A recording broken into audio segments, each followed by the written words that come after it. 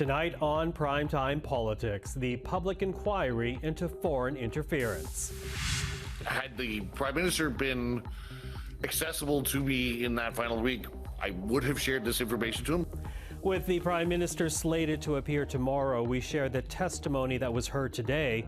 Top officials who say Justin Trudeau was never briefed about possible interference in the 2021 vote.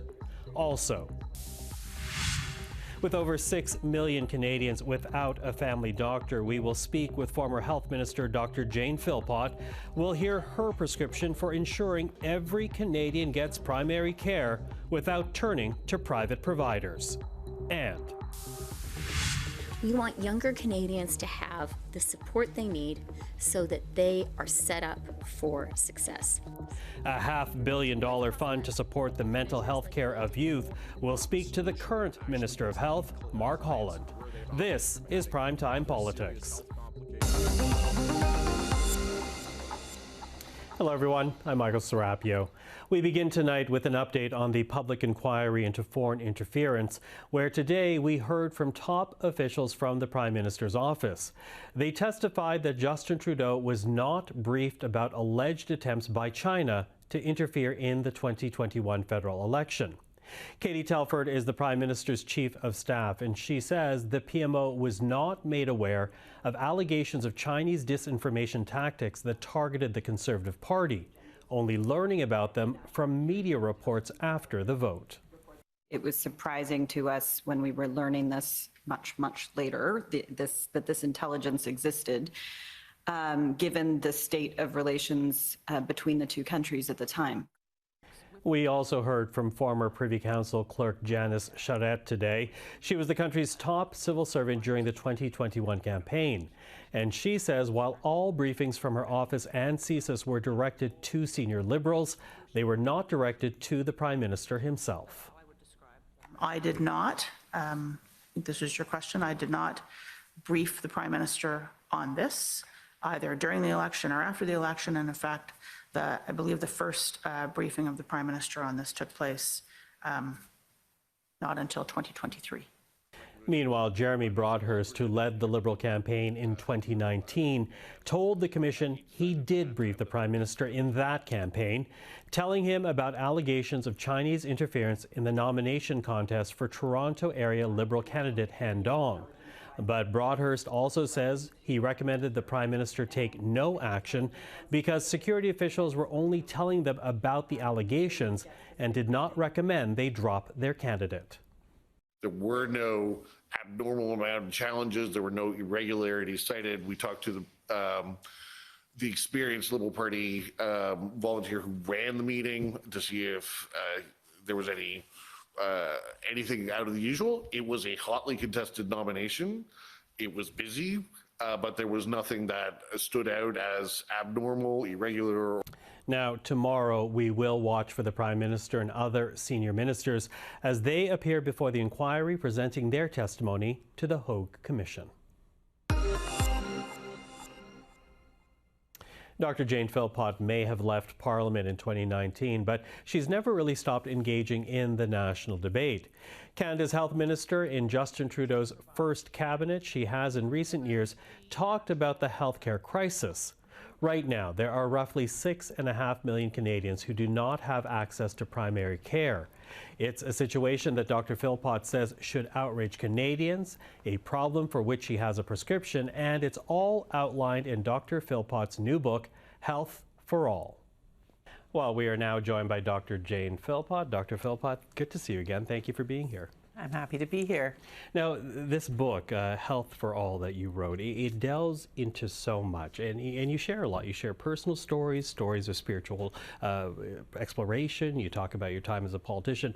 But I do want to begin our discussion about your reflections on the current state of healthcare in this country, because as you note in the book, 20% of Canadians, roughly, do not have access to primary care. And to carry on what else you say in the book, you say, if this were public education, Canadians would be up in arms.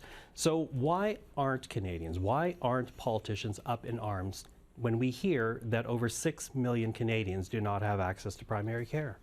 It's a fantastic question, and you're quite right that things are really in a desperate state as relates to healthcare.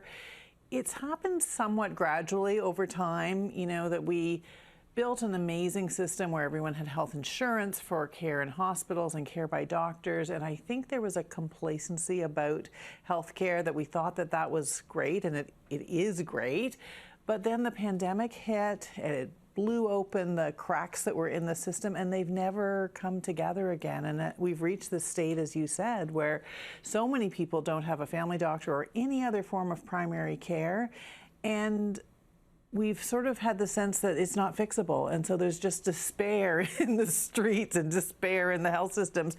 But my hope with the book is to say it doesn't have to be that way. We could be like other countries that have everyone in the country attached to a primary care home. Okay, let's talk about that, because you do have a prescription for this system, as you say, that is broken.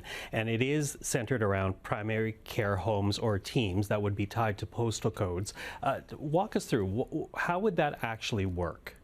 Well, as I say, it's not built just on my imagination. It's built on the fact that there are actually many countries, most of them in Europe, that do this, where when you move to a new neighborhood, you insert your postal code on the website, and it tells you that down the street in your corner is the primary care home, where there will be a family doctor and a team of others, including nurse practitioners or nurses, who will help to take care of you. And when you move to another community, you will be reattached to another place.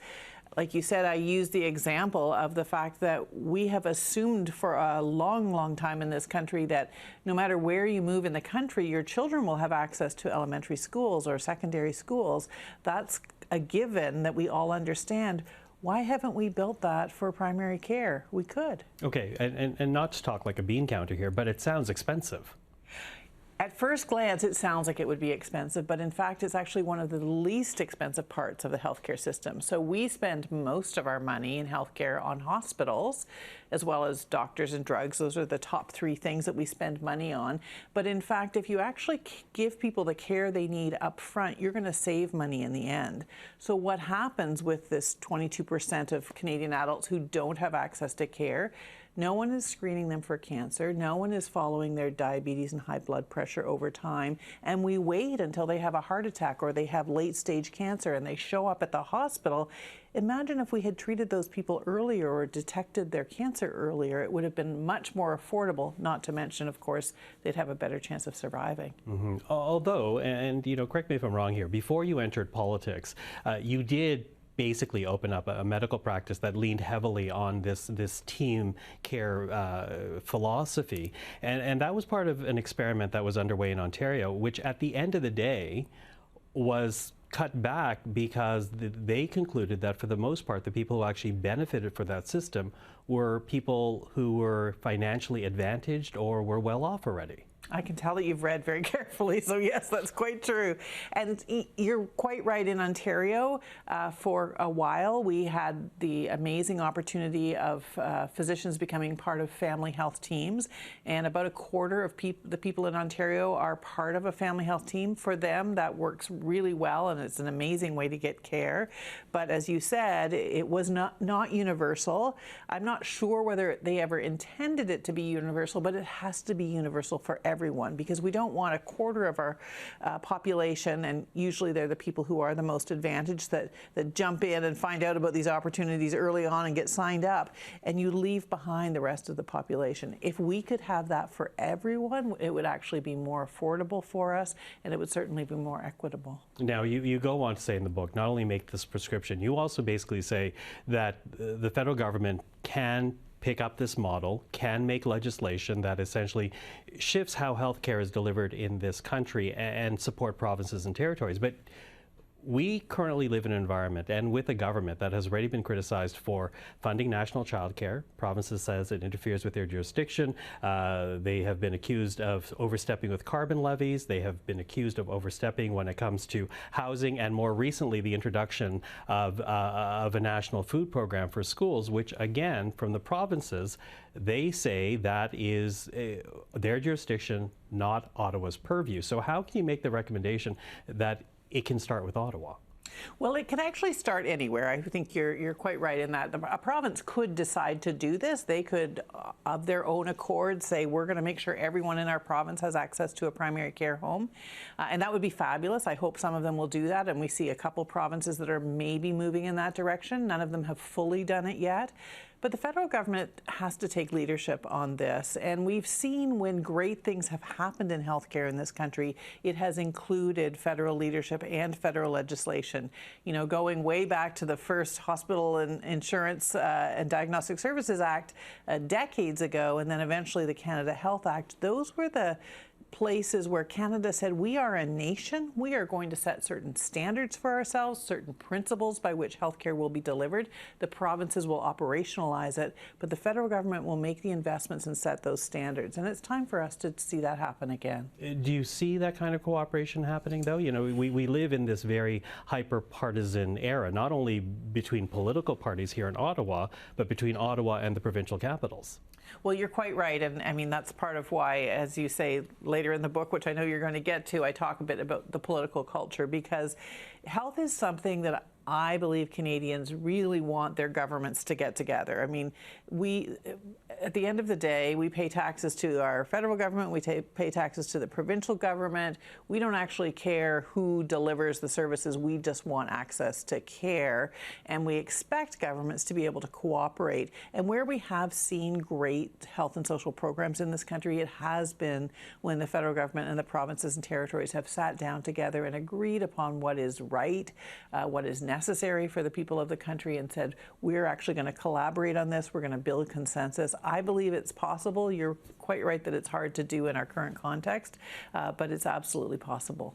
You know, I'm wondering, given the fact that you are well known across the country, given the fact that you were at one point a part of the current government in Ottawa as a health minister, even in the Trudeau government, have any of your former colleagues, because this is not the first time you've actually talked about creating this type of care team model, I'm wondering if anyone from your old team has reached out to you to say, how do we make this happen, Jane? I've had a few conversations, probably more with caucus members than with ministers, but I've had some great conversations with some people in government and across all parties, and about, you know, how we can do better. My efforts in this are very much nonpartisan, and I really hope that as people read the book and hear about it, I would like to see all parties consider what they could do for Canadians and have a vision, which I'm not hearing much about at the moment. Okay, you say nonpartisan, and if the poll numbers are to be believed, if an election, should an election happen next year, as is the expectation, if the polling holds, it's going to be a Conservative government. Are you willing to sit down with the Pierre Poilievre government and walk through how they can improve healthcare with this plan? I want every Canadian in this country to have access to primary care. I think that any party could be the party that could deliver this. We have seen in the past that Conservative governments, you even look back to John Diefenbaker, and he had a big role to play in some of that early legislation. I will work with helping anybody who wants to be able to deliver this and share those ideas. I'm not the only person who has this kind of vision. I have lots of colleagues in the world of primary care who would be happy to be part of this, and I certainly hope whoever is in power will take this seriously and make sure that Canadians get access to the care that they need, because there are few things that matter to Canadians as much as the health and well-being of their families. Okay, now, as we said, this is your prescription based on others, other discussions. This is your prescription for improving primary health care. But let me pose to you another prescription and get your thoughts on it. Because when you look at the UK, when you look at Australia, they actually have a mixed public-private system. And we hear that argument. You know, if the healthcare system's in crisis, enable more private care providers, take the pressure off the public system, and deal with wait times and increase financial efficiency. What do you say to that? It's actually something that does come up very often. You're quite right. And I would say that the whole public-private debate is a red herring. It's not the biggest problem in our system, nor is it the biggest solution in our system. In fact, Canada actually has a very relatively small proportion of our healthcare that is public. Surprisingly, only 70 to 75% of our health spending in Canada is public. The rest of it is already private.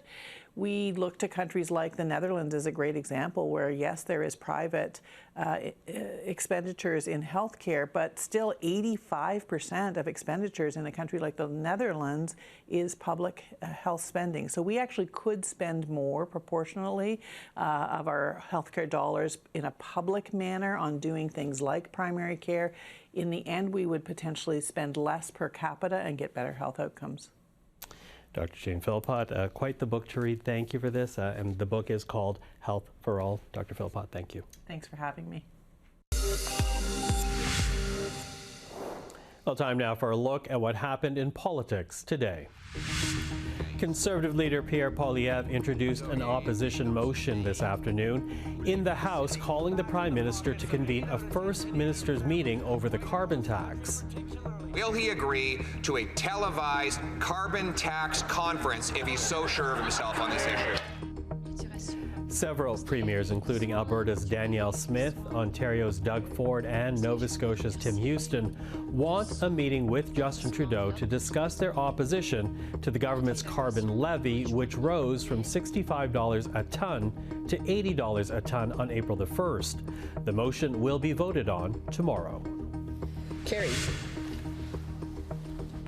On Monday, MPs unanimously approved a motion to hold GC Strategies in contempt of Parliament. GC Strategies is the contractor that worked on the ArriveCan app. Christian Firth will appear before the bar of the Commons next week. He will face censure from parliamentarians and admonishment from the Speaker for not answering direct questions at a recent House committee studying the ArriveCan controversy. The motion also calls for Firth to face another round of questions from MPs. It is rare for the House to use its power to call a non-MP before the bar. The last time it happened was in 2021, and before that, in 1913. And finally tonight, the NDP joined members of Canada's Sudanese community, calling on the federal government to do more to reunite them with their family members stuck in Sudan. Violence between the Sudanese armed forces and the paramilitary Rapid Support Forces has gripped the Northeast African state since April of 2023. New Democrats want the Liberals to ease entry requirements for Sudanese looking to come to Canada to flee the civil war, as it has done with Ukrainian refugees. We don't get to pick and choose which countries Canada supports. We have an obligation to ensure that those who are suffering are supported, and the Canadian government has completely lost the thread on the conflict that we are seeing in Sudan. So I call on the government. I wrote to the government a month ago asking them to take concrete steps. I gave them the plan of what would actually help the Sudanese people today. We've still not heard from the government on this. Ottawa has taken applications for a Sudanese family reunification program since the end of February, but as of last month, none of the 680 applications have been approved. Well, the federal budget is still a week away, but we do continue to get details of what it will include. Today, being told by government ministers that $500 million will be given to local community programs that shore up the mental health of Canadian youth. The fund will help community mental health organizations across the country provide more access to mental health care for younger Canadians right in their communities. Because better funding for mental health services means that younger Canadians can get the help they need right when and where they need it most. Well, with more on today's announcement, we're now joined by the Health Minister, Mark Holland. Minister, thank you for being here. Thanks for having me, Michael. So let's talk about this initiative. Once again, a program that touches on shared jurisdiction between Ottawa and the provinces. Talk to us about the consultation. Just how much of a demand was there? Was there extensive consultation when it came to this program? Well, I think you got to look. You can't look at it in isolation. We have the agreements that have been signed with every province and every territory on health, and a very significant portion of those agreements, about 30% of them on average, actually deals directly with mental health, and a lot of that is dealing with sort of the system official part of how people would interact with the mental health system and with the health system overall. But we know there's a lot of gaps. There's a lot of people who aren't proactively walking into health settings and getting the support and service they need. And as I've been across the country, and certainly as I've been talking with my provincial and territorial counterparts, aware there's a huge need at a community level. And one of the things that's really remarkable is you have these small little organizations that are running on shoestring budgets that are able to meet young people where they are, that really understand their community and do extraordinary things with small amounts of money. So it's about really supercharging and enabling those community organizations to connect with young people and to really tackle directly some of the mental health challenges that they're facing. So tackle directly. Do you then envision this money to what? Hire more social workers, hire more therapists, go into infrastructure? Where do you see this money being spent? Well, it's going to be different in every place. Because what is needed in Ajax is not the same as what's needed in Nanaimo or in Iqaluit.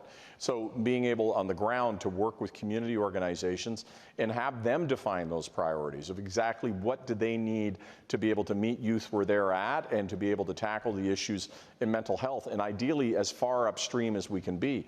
Look, the evidence is very clear. If we can get to young people early and make sure they are surrounded with the right kind of supports, particularly when it comes to mental health, that it means much better outcomes for them, not just in terms of their health, but certainly in terms of public safety and in terms of productivity and the future of their careers. So this is an investment I think is going to pay huge dividends. I would hazard a guess that the money that we're spending here will be made up many times over in reducing negative health outcomes, reducing bad outcomes in terms of public safety, and reducing increasing productivity in the future of these young people.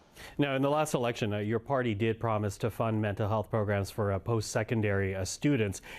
Is that what we're seeing here today, this announcement, a follow-up through on the promise made back in 2021? A little bit, but it goes beyond that. I think, there was a recognition as we've been going out and negotiating these bilateral agreements that we're doing great things in those bilateral agreements, but there's still a really strong need at a community level for additional supports and to be able to meet youth in non-traditional places and cultural settings and in ways that our traditional health system isn't able to get to them. So this is sort of looking at that commitment that was made in 2021 and going significantly beyond it, because when you look at the quantum of money involved through the bilateral agreements and now the announcement that we've made today, this significantly exceeds what we committed in 2021. Okay, can you talk to us a bit about the rollout of funding? When will the money actually start coming out? Will it be across many years? Will it be little by little? Because it has been the example set in the fall fiscal update that really a lot of the programming unveiled most recently is a rollout across several years. Yeah, I mean, I think you take a look at the bilateral agreements, that $200 billion over the next 10 years, that's money that's flowing now. These agreements you're seeing it reflected in provincial budgets and in detailed plans of exactly how that federal investment is impacting and expanding services and improving outcomes across the country. So that's money that's booked and is moving and happening now. I think on these dollars, what we're going to want to see is plans from these community organizations. As I mentioned to you, Michael, these organizations are incredible at doing near miraculous things with very tiny amounts of money. We want to see their proposals. We want to see their plans. We obviously want to work with provinces and territories to coordinate the efforts here with other things that are being done. But the idea is to flow this money as soon as possible, but also to make sure that it's impactful and that it's going where it needs to go to get the best results. Now, I also want to talk about dental care while you're here, because as you know, more than 1.5 million Canadians have already signed up for the program's next phase, the expansion. But your ministry reportedly says that the dentists who've actually signed on to provide the care really only number into the thousands when you look at hundreds of thousands that want the service. Will there be a shortage of providers? Well, we know that there are challenges with providers. We knew that before we began. We are adding 9 million Canadians to the system, and that's not going to be without challenges. But we are extremely confident that we're going to be able to rise to the moment and be able to ensure that everybody does get that care. And so working very actively with provincial and territorial dental associations and direct meetings, one-on-one with providers to make the best system that we possibly can, both easy to use, easy for them to participate. And I would say, because we did anticipate there would be challenges, we also set aside money for an oral health access fund so that we can lean in and really help increase the number of oral health professionals that are there and can find ways of getting to folks, because even when you have enough dentists in rural and remote communities, it can be quite difficult to get to people. So looking at how we might be able to have remote clinics and use hygienists and work in different creative ways and use that oral health access fund to get to people. So we have 9 million Canadians, a quarter of Canadians who don't have oral health care. So through a coordinated approach on a whole bunch of different measures, we're going to ensure that we get everybody covered. That is the biggest federal program in Canadian history. It's not going to happen overnight. We never anticipated that it would be, but we're going to get there. Will there be a delay in implementation, though, if right now you're still trying to sign on more healthcare providers? No, we're going in May as anticipated. So the first Canadians will be seen in May. We've been moving through the cohorts, sort of starting with our oldest and most vulnerable and moving through the population. People are signing up at 65 right now. We have 1.8 million Canadians who've signed up. And then similarly, the access to care has different start dates so that we can slowly roll out this care to people in a way that is level and that the system can manage. And so there's a really robust pickup, but we want to see much stronger pickup. That's why I'm continuing to work with the oral health professionals, and be they hygienists or be they denturists or dentists, to make sure that we have ever more people joining to meet that demand as people do come online. Minister Mark Holland, out of time, but really appreciate the time tonight. Thank you for that. Thanks so much, Michael. And that is our program for this Tuesday. I'm Michael Serapio. For everyone here at CPAC, thank you for watching Primetime Politics. We'll be back tomorrow, but up next, L'Essentiel avec Omaira Issa.